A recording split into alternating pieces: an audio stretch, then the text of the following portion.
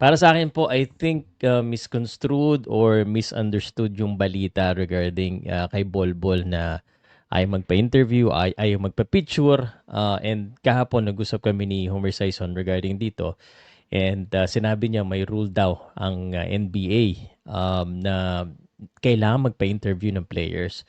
So I didn't think that you have to put that on the rule kasi parang usual na yun eh. And this is the first time this situation has ever happened. So pag-uusapan po natin yan. And sana naman guys, let's not hate Bol or let's not assume na masama o ugali niya. And let me explain to you why. Okay? And then three topics tayo ngayon. Ano? Well, actually two, pero yung isa is just to let you know that Hinebra game day ngayon. So mga kabarangay, Hinebra versus NLEX Road Warriors ngayon. Ano? Ang tanong ko lang sa inyo, may tatanong po ako sa inyo, mamaya ko na pala itatanong, intro pa lang to, and then Rain or Shine, na parasahan din pa lang, Rain or Shine. I-explain ko kung bakit. Podcast Sports, the number one independent sports voice of the Philippines.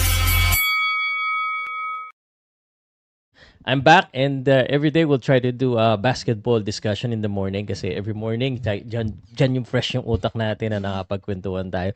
Anyway, unahin na muna natin yung schedule for the PBA because we want to support the PBA. This is the schedule for today. Ang Meralco Bots kalaban ng Rain or Shine at ang Barangay Hinebra kalaban ng NLEX Road Warriors 7:30. Let's talk about Barangay Hinebra first. So mga barangay, comment na guys. I don't know kung manonood kayo dito kasi hindi ko alam kung itatitle ko dito, Bolbol or Barangay Hinebra or ROS. Hindi ko pa naisip yan. Pero, sa boxing, blow by blow commentary ako. Wala masyadong issue sa copyright yon kasi daming gumagawa nun sa Amerika. Sa PBA, the last time I did that, nakaka-copyright po ako. So, gusto ko sana, and so I'm asking you guys, if I can do that, pero hindi ako kumbaga hindi ako play by play or hindi gaano magpe-play by play. Parang iniisip ko yung marami tayo sa habang nanonood tayo ng basketball, nagkukwentuhan tayo, nagre-react tayo. At least pag yung mga big games or Hinebra games. Let me know if okay sa inyo yung gano'n. Pag maraming nag-comment at maraming makikikwentuhan sa akin habang nanonood ng game, I'll do it. Parang watch along. Kasi nakikita ko sa NBA, gumagawa din ng mga ganun eh. Pero not exactly play-by-play commentary. Alright, but we'll show the score. Let me know what you think, guys. Regarding Rain or Shine, ito, kahapon na-realize ko lang. And I don't know if you realize this, na parang naparusahan din yung buong team ng Rain or Shine. Para tuloy, naisip ko, I was CAT officer. Part of our training is that one for all for one. Kumbaga, pag nagkamali isa, push up lahat. So parang ganun yung nangyari. So if you remember si Jalen Johnson at saka si Kubuntin medyo nagpangabot, 'di ba? So Kubuntin got 2-day suspension and si Jalen Johnson 1 day plus fine 70 and 50,000. 70 kay Kubuntin. But it made me realize last night nung nag-uusap kami na although si Jalen Johnson lang yung na penalize, yung magbabayad tsaka na-suspend, yung effect na pagkawala ng import, which is malaking bagay talaga at malaki yung contribution, kumbaga, talagang parang naparusahan din yung buong Rain or Shine. Kaya, nung una kasi sabi ko, fine, mas malaki naman ang penalty at suspension ni Kubuntin. So, tama lang. Pero naisip ko kung if you do that, the effect, you have to take a look at it holistic. Diba? Kumbaga, bird's eye view or mas lawakan mo. Kasi, you also need to look at anong posible maging effect ng pagka-suspend ni Jalen Johnson. Is it just for him? No? Masira ba stats niya? Babawasan ba yung sweldo niya? O may maapektuhan din? Kasi tama nga naman, isipin mo, lalaro ka na wala kang import. And aminado naman tayo, import is a big deal. Sometimes, 50%, 30% to 50% ng output ng team sa import eh. I'm not just talking about the points. So, parang nga naman, parang binigyan mo na ng isang talo ang Rain or Shine. But so against Meralco tonight, Meralco may import, rain or shine wala. Hindi naman din sila ganong kalakihan and lalaki pa ng mga import ngayon.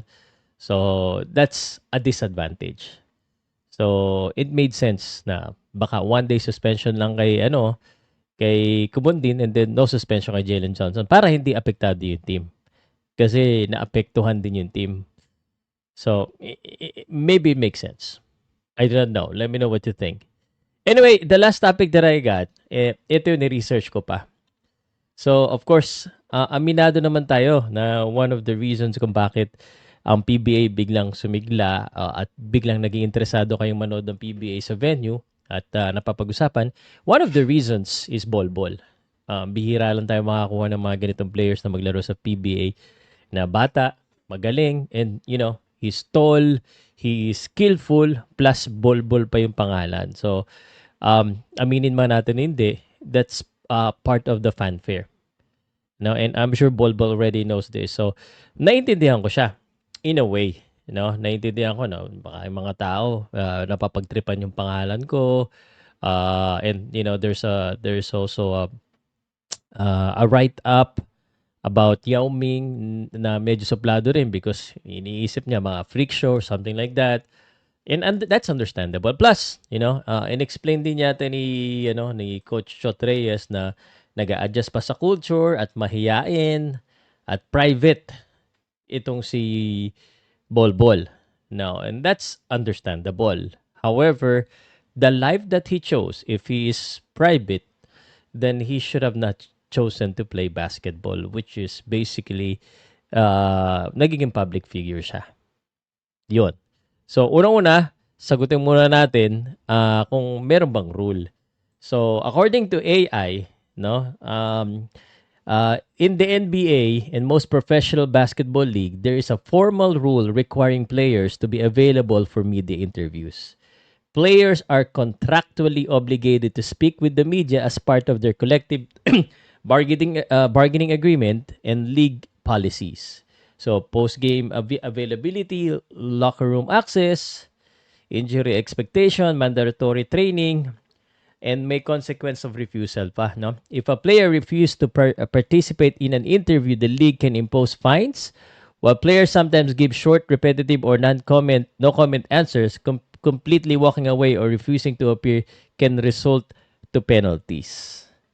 Yan. While the rules are strict, they are not always enforced with the same intensity for every player. Star players are under high pressure to adhere to media requirements due to national television obligation, while bench players might sometimes avoid notice if they skip session, though still violate the rules. Yun ang naging issue ngayon. Now, here's the thing. Meron naman palang rules, at least sa NBA and some of the leagues. Regarding the PBA, according to Homer, wala daw. So, sabi ko nga, i-bookmark na to, ilagay na sa rule na dapat ganon. So, again, we do not know. Para sa akin, guys, let's not assume na may nakakita tayo kagad na attitude problems sa Bol, na ganito. I do not think so.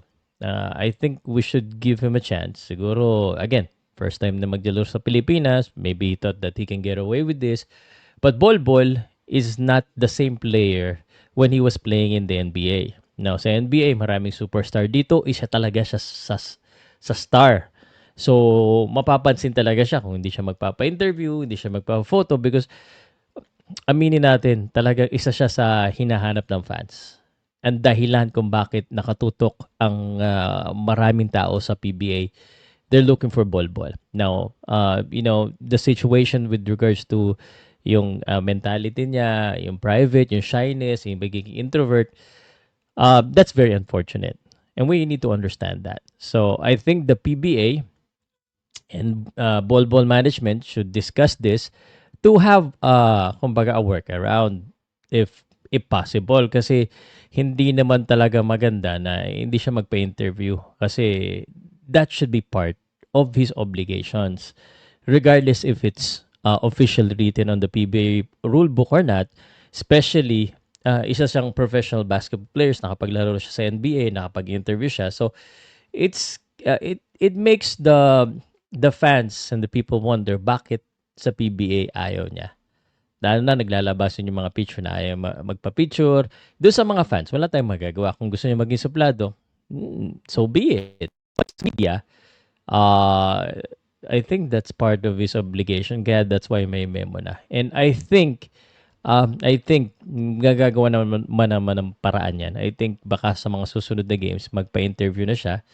Let's say for example, kung introvert siya, so pwedeng gawin yung interview somewhere else na walang masyadong tao, na hindi masyado siya masisiksik ng mga tao or something like that. Higher security. But he should do it. Yun lang yung sa akin. But I do not think, and let's not bash Bol. I think we should encourage him and we should continue to support him. We need to understand, but at the same time, he needs to understand there has to be a compromise because being a basketball player, especially sikat na basketball player, you're gonna be a public figure and people would wanna hear from you or maybe take picture. Tsaka nakita ko naman nagpa-interview naman siya, tsaka may mga picture din siya, di ba? So, but let me know what you think, guys.